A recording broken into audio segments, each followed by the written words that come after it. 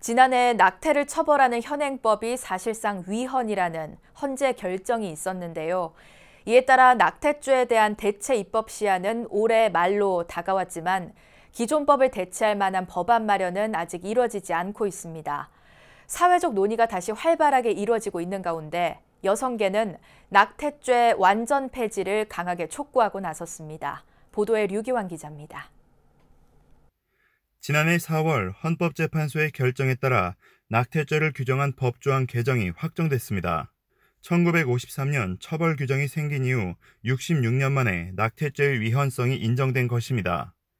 임신한 여성이 낙태할 경우 그 여성을 처벌하도록 하는 현행법은 인부의 자기 결정권을 침해했다는 게 헌재의 해석입니다.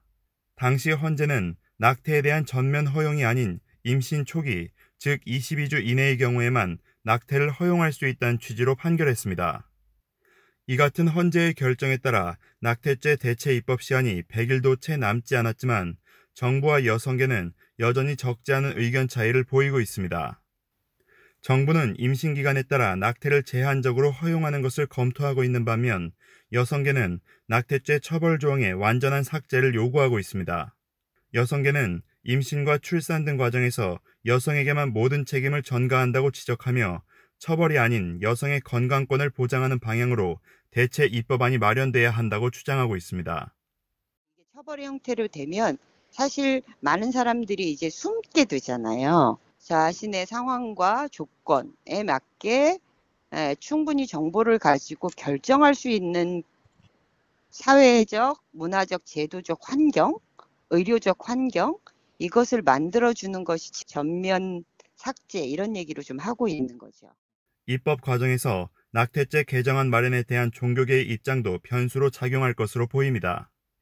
그동안 낙태죄 폐지를 강하게 반대해왔던 이웃 종교의 경우 낙태죄 완전 폐지에 대해 반대 입장을 분명히 했지만 불교계는 이렇다 할 입장을 내놓고 있지 않습니다.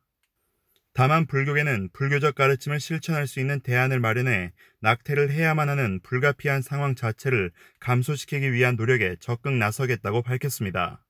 먼저는 태아와 또 태아를 잉태한 산모가 모두 존중받아야 할 귀중한 생명이라는 생각을 먼저 해야 할 것이고요.